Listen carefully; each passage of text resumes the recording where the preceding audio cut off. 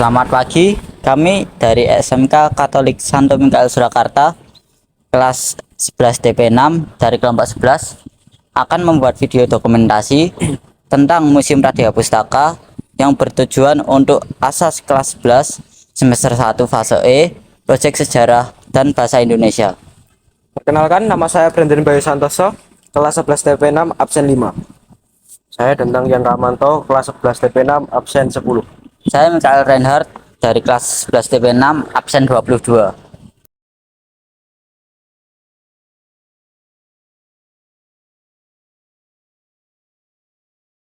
Surakarta adalah kota yang memiliki daya tarik tersendiri bagi para wisatawan, baik dalam negeri maupun luar negeri. Dengan keberagaman budaya yang ada, Solo menjelma menjadi kota wisata edukasi yang diminati oleh wisatawan. Solo menyediakan berbagai macam destinasi wisata edukasi bagi para wisatawan. Salah satu destinasi edukasi yang dapat kita temui di Solo yaitu Museum Radia Pustaka yang terletak di Jalan Slamet Riyadi, tidak jauh dari Taman Slamet Riyadi.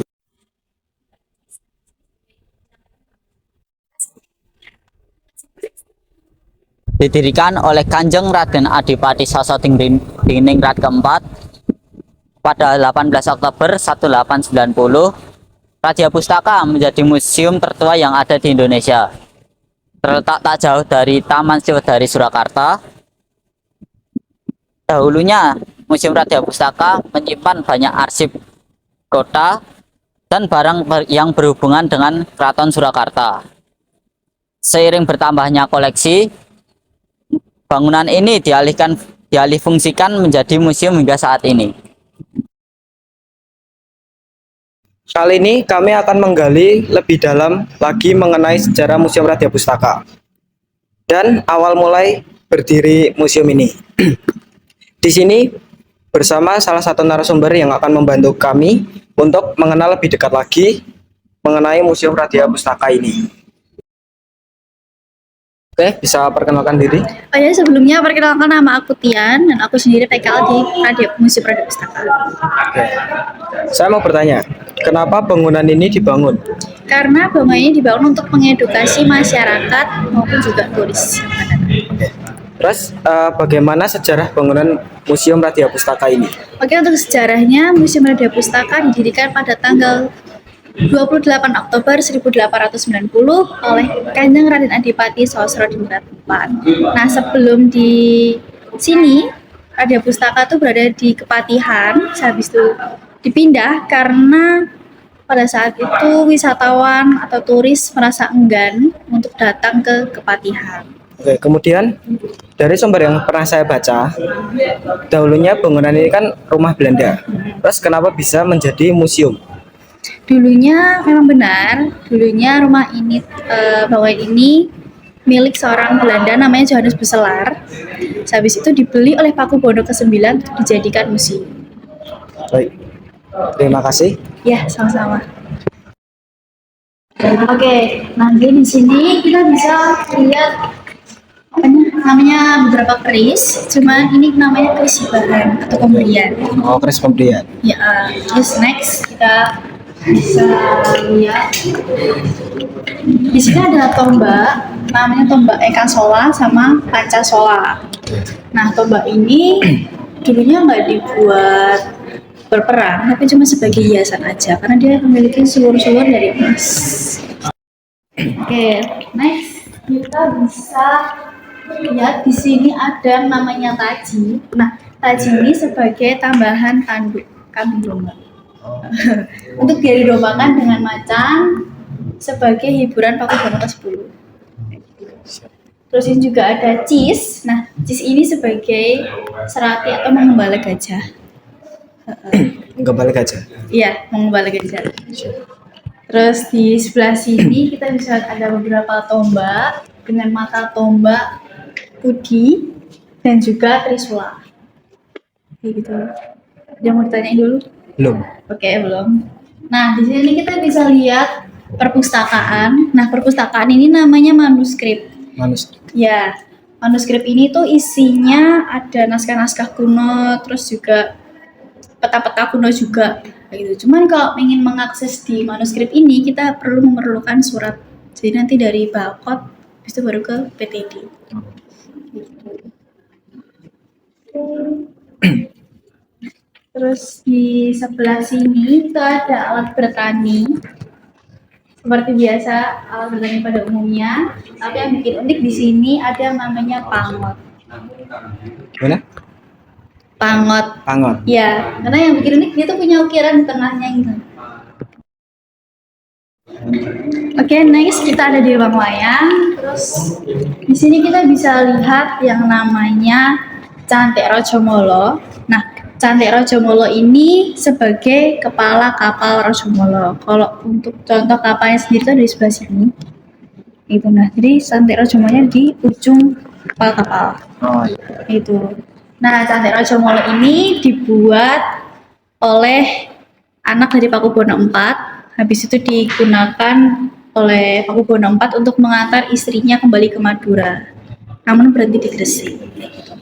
Nah, di sini kita bisa lihat apa namanya kepala kapal-kapal yang kecil itu untuk kapal-kapal pengiringnya. Lalu juga ada jangkarnya di sebelah sana. Oke. Oke. Next. Kita bisa lihat di tengah sini itu ada satu set gamelan. Nah, satu set gamelan ini peninggalan dari Sosrodiningrat IV. Nah, dulunya digunakan ketika Museum Rada Pustaka ulang tahun.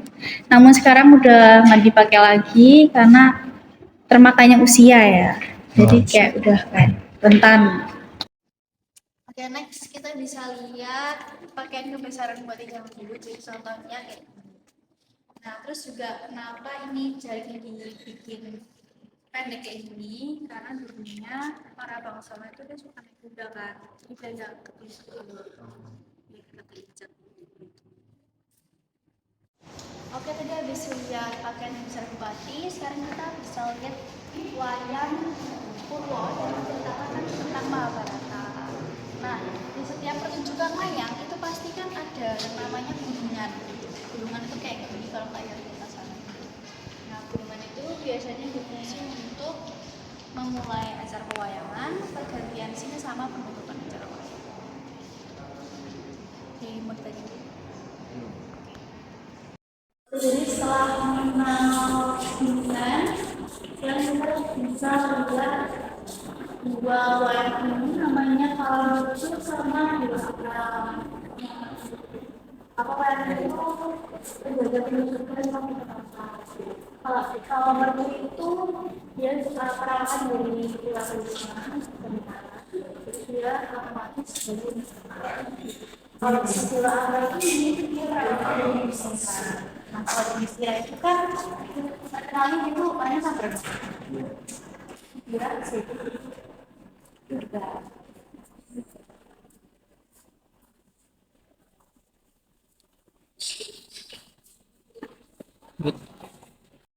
Jadi buat Ramayana, kita dulu jadi kita masuk ke dalam lautan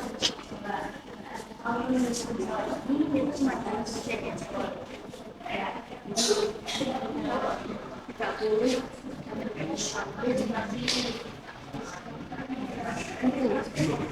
cara mencari kue sendiri itu dengan cara tanggal lahir, bulan, sama tahun.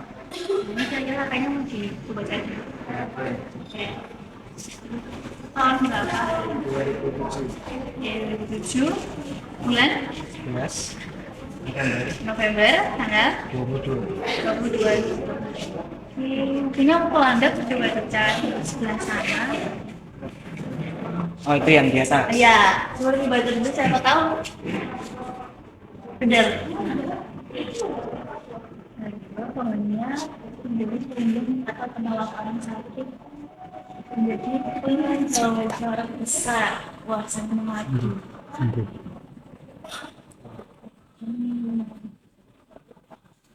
Kira-kira bener nggak?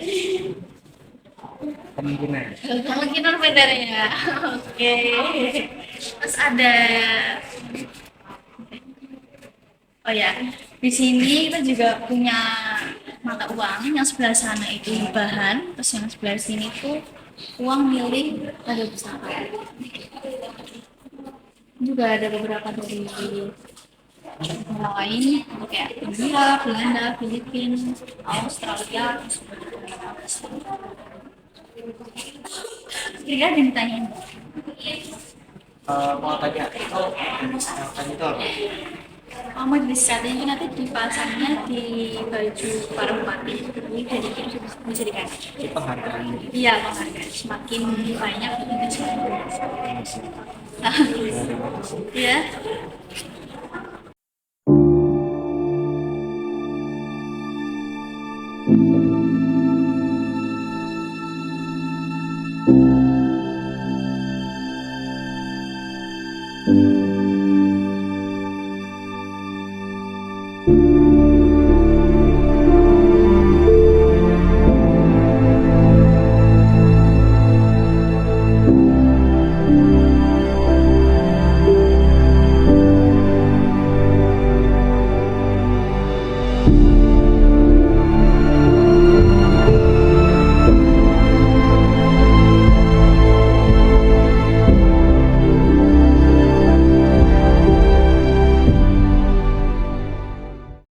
Jadi seperti itulah sejarah panjang Museum Radia Pustaka yang menjadi saksi bisu dan warisan budaya Kota Surakarta. Hendaknya kita melestarikan dan mencintai budaya yang ada di sekitar kita. Mulai dari diri kita, cintai negeri, cintai budaya. Jika ada salah kata dan tindakan, kami minta maaf. Sekian dari kami kelompok 11. Terima kasih.